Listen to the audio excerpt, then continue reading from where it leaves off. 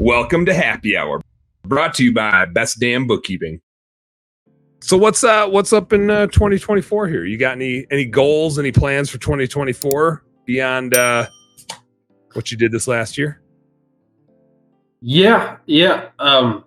My goal this year is to not wash any houses or do any jobs physically. Have all the guys do it all. Get myself completely out of the field. What are you gonna do when like two guys call in and you're the last line of defense? Are you gonna back out of that plan, or are you calling Mrs. Jones and being like, "Hey, Mrs. Jones, we don't have anybody to send to your house today. We're gonna need to reschedule you to Billy's route this weekend"? Most likely, I'm gonna go get it done. Well, I think it's like, "Hey, Mrs. Jones, that 1,500 square foot ranch house you got to do, Billy's going to do it this weekend." Yeah. Hey, Mrs. Smith. Yeah, that $1,000 job we got on for you today, I'll be out there real soon. I'll knock that out for you. Yeah. It probably depends what it is. If it's a big job, maybe go get it done. If it's a small job, maybe just go get that done. Maybe I'd better do the small job. But just probably just depending on what the service is. There's some services I hate more than others. So there you go. Opportunistically staying off the track. I do think that is one of the biggest challenges for small business owners, is that balance between, I want to be off the truck, want to be out of the field, but also one of the goals of my business is to provide a great service to my customers, and they're not getting a good service if I don't have any employees to send out and I'm not willing to go out there and save the day. And that's a balance. And I don't like when people try to act like that's binary, which is why I made fun of you for being like, "I'm not going to get on the truck."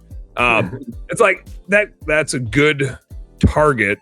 And it's not that it's an unrealistic target, but it's fine to jump back on the truck too. And you're going to find that you have a lot more fun when you do it, because every once in a while you get to do it versus you have to go out and do it every day. It feels a whole lot different when you get to run out in the field every once in a while, as opposed to doing it all the time. Yeah, and I think too, like when I say not doing any jobs in the field, more realistically is not relying on myself on the schedule to go do a job. You know, if I got to pick up some jobs here and there to go get them done, I'm fine with that. I do enjoy it sometimes, depending on the time of year, depending on what service it is. But more realistically would be like, I'm not putting my name on the schedule unless all else fails, you know. So yeah. And I do think there's a time where like naturally the growth of the business dictates that you are going to cancel on a customer, right? Like you're gonna be like, "Sorry, we don't have anybody and I'm going hunting, and I'm definitely not going to sacrifice that to stick around to pressure wash your house." It is what it is, right? Yeah. That was one of the hardest things for me when we had our maid service business, is eventually I had to be like, "I'm not running out to clean a house today." I had 100 employees across the country. We're starting this admin company up, and I had 6 employees in a maid service business, and I was the 7th, and I was the backup. And some days 3 of them would call in and we'd have a full schedule, and I'd be like, "Guess I'm just going to be out cleaning like the Dickens today." And eventually I just had to get comfortable with being like, we're just not going to get it done. We're going to lose some customers. We're going to have to skip some people, but I can't scale all these businesses by running out in the field to like scrub these toilets or going up that ladder to clean that window or whatever the case is. And there's just a funny trade-off that eventually you kind of get to the point where you work your way out of it, but it's not a Band-Aid rip, and it doesn't have to be a Band-Aid rip. It's a progression. Hey, home service heroes, thank you guys so much for tuning into our home service happy hour content today.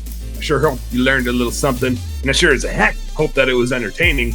If you did find it fun and entertaining, make sure you like and subscribe to the channel for more cool, fun, entertaining business content. And speaking of which, stay tuned. There's a little more here and a little more right here. Check it out.